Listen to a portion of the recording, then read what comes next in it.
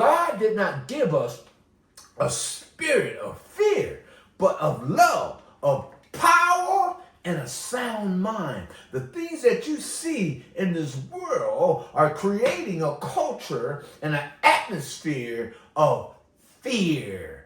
Amen. But because we have the true and living God, Welcome to You Go International Network, where Jesus Christ is the source of all our spiritual, mental, and physical needs.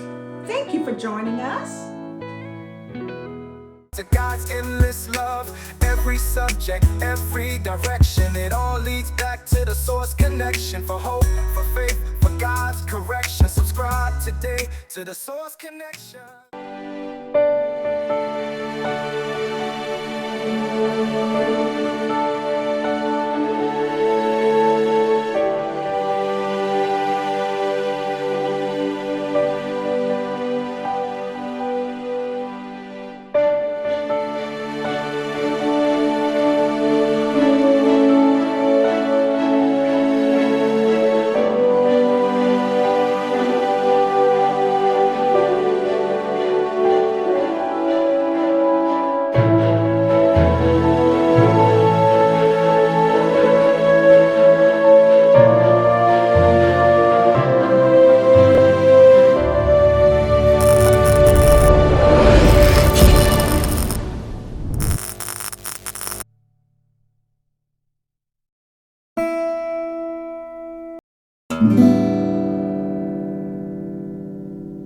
Good afternoon and welcome to the Source Connection, where Jesus Christ is the source of all our spiritual, physical, and mental needs. Welcome, welcome, welcome. Make sure you subscribe to our channel. Make sure you hit that like button. Make sure you hit that notification button. A shout out to all those around the world. Shout out to Iraq. Shout out to India. Shout out to the United States. Thank you for tuning in. We love you. We praise God for you. And last week, I talked about our position in Christ. Talked about setting your mind on things above where Christ is sitting. Our position in Christ. If Christ was raised from the dead and ascended to heaven and sitting at the right hand of God, then where are we? Sitting at the right hand of God in Christ. Amen. Our position is in Christ. Amen. We die daily to the cross. Amen. And we've been crucified with Christ. No longer I who lives, but Christ who lives in me. In this life, I now live in the flesh. I live by faith in the Son of God, Jesus Christ, who died for me. So every day, we need to refocus. We need to change our mindset. There's a lot of things going on in this world. But I tell you that we have the divine nature, the living, the spirit of the true and living God living in us. Do you really get that? The spirit, the very presence of the true and living God is living in us. We're seated in the heavenly places at the right hand of God spiritually. We have to have faith in that. We have to have faith in God. Faith, right? Substance of things hoped for and evidence of things not seen. But he that comes to God must believe that he is, and that he's a rewarder of those who diligently seek him day by day, searching, looking. It's impossible to please God without faith. Faith is the catalyst. Faith is the substance. You gotta believe. If you believe in God, I guarantee you begin to use this word. You've been blessed. It says it right here. Ephesians chapter 1. So the first three books of Ephesians talks about our position in Christ. Let me read Ephesians chapter 1. Not the whole chapter, but we're going to discuss some things, and it will enlighten you on your position in Christ. You have the divine nature, Jesus, God, Spirit, living in you. You have all power and authority. You have all the things that you need, the blessings you've been accepted that pertains to this life. Amen. Keep your mind on heavenly things, right? Keep your mindset.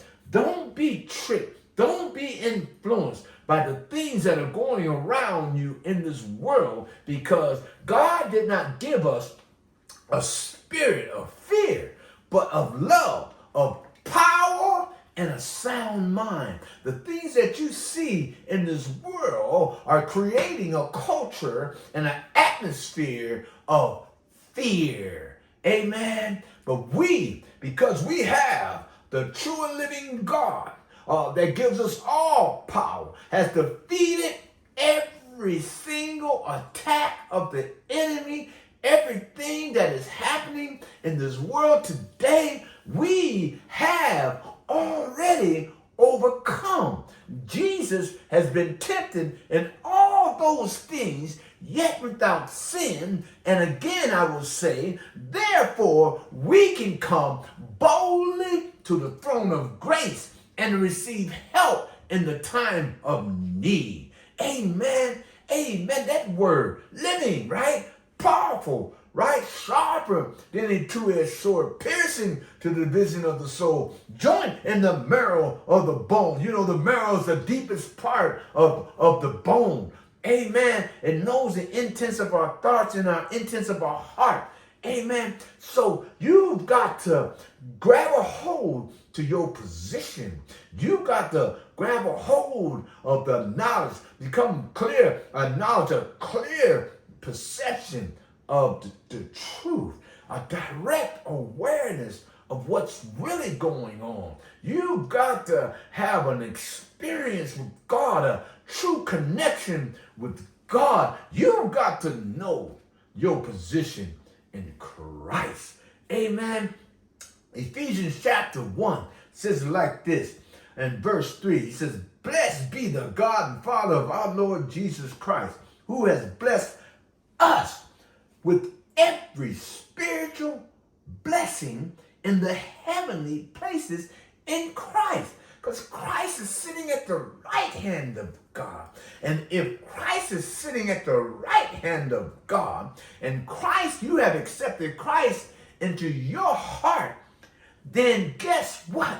Spiritually, you are sitting in the heavenly places in Christ, with Christ. Now, when Christ looks down and he sees you, he sees when God looks down to the right hand, he sees the blood of Jesus that died for your sins yesterday, today, and forever. So that's going into a whole nother direction. But you got to know that Jesus, that Christ, that God, when he sees you, he sees the blood of Jesus. He sees that you've been accepted. He sees that you have received an inheritance, that you have been adopted. Amen.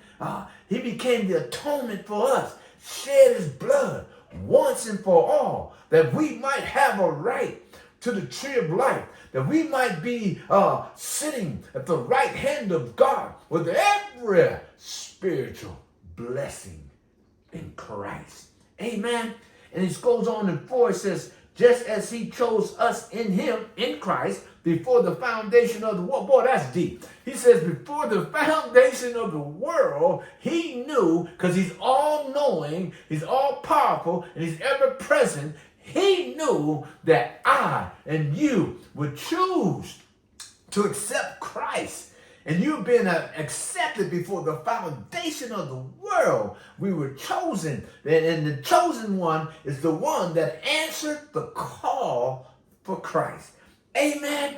it says that we should be holy, right, different, right, and without blame before him in love. Amen. Because God so loved the world he gave, right? And without blame is because, right, we're sitting at the right hand of God. And without blame because if we're in Christ, our sins are forgiven, because he says if we confess our sins, he is faithful and just to forgive us our sins and cleanse us from all unrighteousness. Man, this is some good stuff. I'm telling you, if you grab a hold of this knowledge, if you grab a hold of this true and living word of God that's living and powerful, it will change your perspective. You just got to know your power. You got to know your position in Christ, the power that you possess, the fruit of the Spirit, the love of God, the peace of God ruling your heart, the highest supreme authority, because you already know that you've already overcome. Amen. And then it goes on to say, having predestined us to adoption as sons by Jesus Christ to himself, according to the good pleasure of his will, right? His will, right? To the praise of the glory of his grace by which he has made us accepted in the beloved, in the Son. He says, therefore, I also, after I heard of your faith in the Lord Jesus Christ and your love for all the saints. Amen. Now, this is a letter to the church of Ephesians, right? To the church. And he's saying, man, listen, you guys have been blessed with all these heavenly and spiritual blessings, but you're still living as beggars. You're still living the defeated life. You're still living as though you're poor spiritually. And so I'm speaking to those that are still living spiritually. You haven't tapped into the power of God. You haven't tapped into the blessings, the spiritual blessings of God. You haven't tapped into the divine nature of God that's living in you. He says, therefore, I also, after I heard of your faith in the Lord Jesus and your love for all the saints, do not cease to give thanks for you, making mentions of you in my prayers, that the God of our Lord Jesus Christ, the Father of glory, may give to you the spirit of wisdom, the divine nature of God, the Spirit of God, and the revelation and the knowledge of him, a direct awareness, a clear perception of the truth, the knowledge of God, the experiencing God. Amen. That the eyes of your understanding being enlightened, that you may know what is the hope of his calling, what are the riches of the glory of his inheritance in the saints. We have inherited the power of God. We have inherited the victory in Christ. He says that, and what is the exceeding greatness of his power towards us who believe, according to the working of his mighty power, which he worked in Christ when he raised him from the dead, seated him at the right hand in the heavenly places. Man, do you understand that? Did you see that? You mean the power that raised Jesus from the dead is the same power that lives in us. We have inherited that power because of our faith, because we accepted Jesus into our heart. Your eyes have to be enlightened. You got to realize your position in Christ.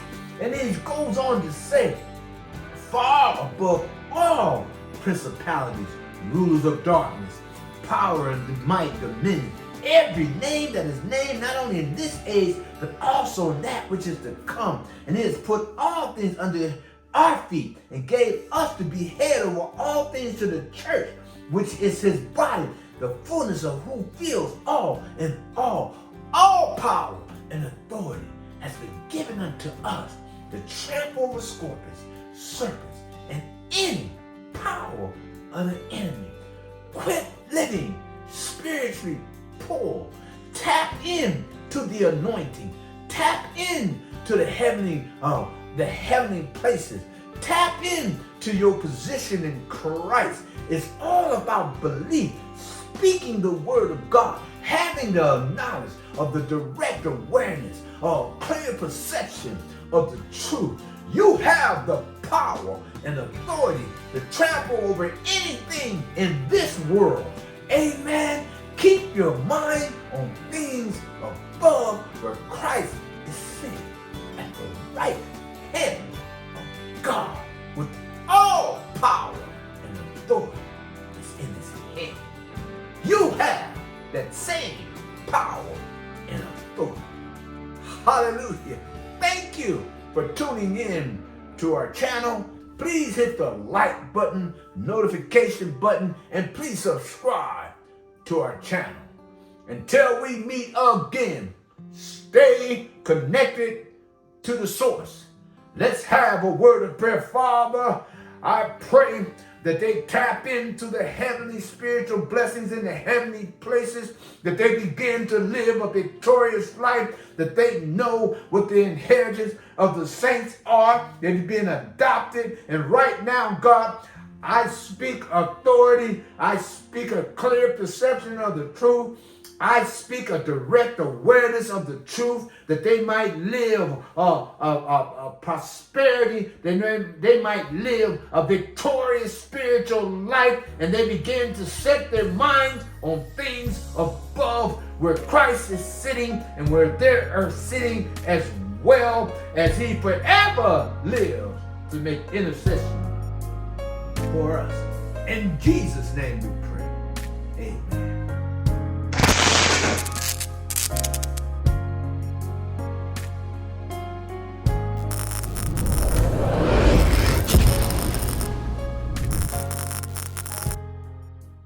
Until we meet again, Stay connected to the source.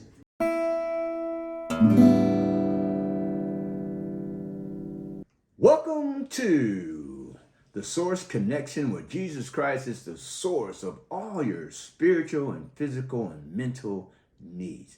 Well, today I want to present to you a book. Yes, my book. Yes, I'm an author. And yes, my amazing wife is the co-author of Victorious Change. Yes, my wife Valerie helped me to write this book. My story became our story. 35 years of drug addiction, sleeping on the streets, sleeping behind dumpsters, and today we are happily married. It's been 8 years, and this book of Victorious Change talks about the victories in our life, talks about how we surrendered to God. And today, the blessings of the Lord has chased us down and overtaken us. And I tell you, and I'm going to tell you, and I'm going to keep telling you, you have to have this book, Victorious Change. It will change your life.